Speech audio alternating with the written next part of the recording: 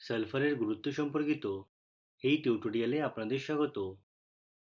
এই টিউটোরিয়ালে আমরা শিখব সালফারের উপকারিতা, এর অভাবের লক্ষণ, সালফার সমৃদ্ধ খাদ্য উৎস। সালফার আমাদের শরীরে পাওয়া তৃতীয় সর্বাধিক উপলব্ধ খনিজ।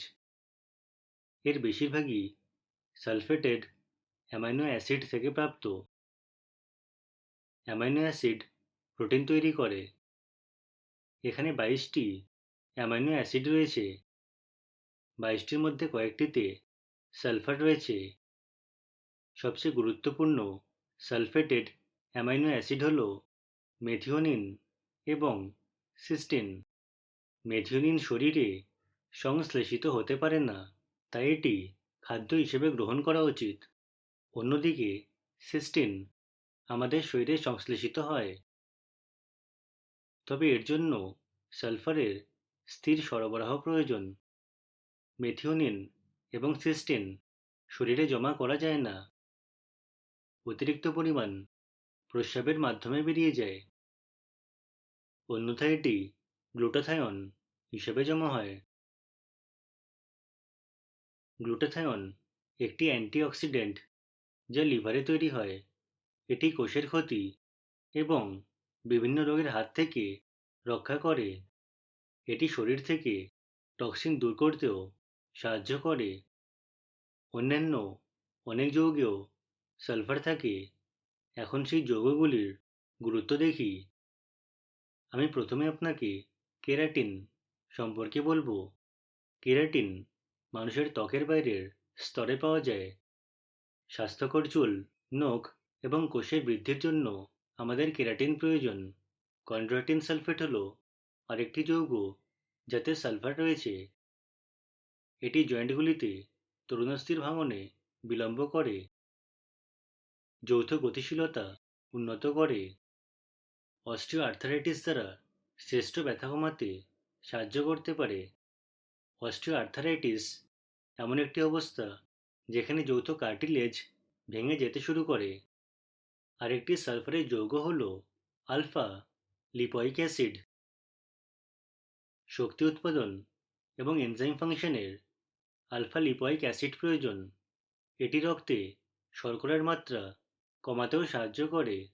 প্রোটিন ছাড়াও কিছু বি ভিটামিনেও সালফার থাকে। এর মধ্যে একটি হল ভিটামিন বি1, যা থায়ামিন নামেও পরিচিত। আমাদের স্বাভাবিক বিকাশ এবং বৃদ্ধির জন্য থায়ামিন প্রয়োজন। এটি প্রজনন এবং বুকের দুধ খাওয়ানোর সময়ও প্রয়োজন। বায়োটিন হল আরেকটি বি ভিটামিন যাতে সালফার থাকে। স্বাস্থ্যকর চুলের বৃদ্ধির জন্য বায়োটিন গুরুত্বপূর্ণ। এটি কোষের সংকেত এবং জিনের নিয়ন্ত্রণে ভূমিকা পালন করে। এখন আমাদের শরীরে সালফারের বেশ কয়েকটি ভূমিকা দেখি। সালফার হজম প্রক্রিয়ায় সাহায্য করে, শ্লেষ্মা গঠন এবং সংক্রমণ থেকে ফুসফুসকে রক্ষা করে, সুস্থ চোখ বজায় রাখে, চোখের ছানি বিকাশের সম্ভাবনা হ্রাস করে, কেন্দ্রীয় স্নায়ুতন্ত্রের বিকাশ এবং একটি শক্তিশালী অনাক্রমতা নির্মাণ করে। ইনসুলিন উৎপাদনেও সালফারের প্রয়োজন হয়। কোলাজেন সংশ্লেষণের সময়ও সালফারের প্রয়োজন হয়। কোলাজেন একটি প্রোটিন যা হাড়, পেশি এবং ত্বকে পাওয়া যায়। এটি ত্বককে শক্তিশালী করে। কর্টিসলের মতো হরমোন তৈরির জন্য সালফারের প্রয়োজন হয়। অ্যালডোস্টেরন এবং টেস্টোস্টেরন অন্যান্য উদাহরণ। আমি এখন এই হরমোনের বিভিন্ন কাজ সম্পর্কে বলবো। কর্টিসল রক্তে শর্করার মাত্রা নিয়ন্ত্রণে সাহায্য করে এবং প্রদাহ কমায়। একে স্ট্রেস হরমোনও বলা হয়।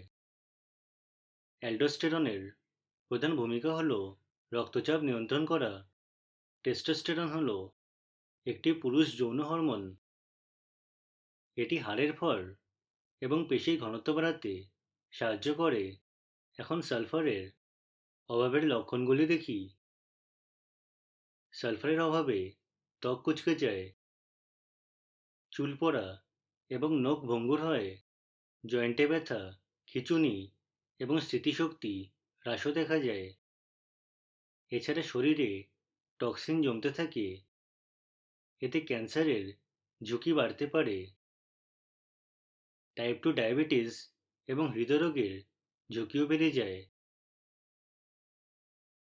গ্যাস্ট্রিক সমস্যা, ফুসকুড়ি এবং দেরিতে ক্ষত ঠিক হওয়াও দেখা দেয়। আমরা এখন সালফার সমৃদ্ধ কিছু খাদ্য উৎস দেখব।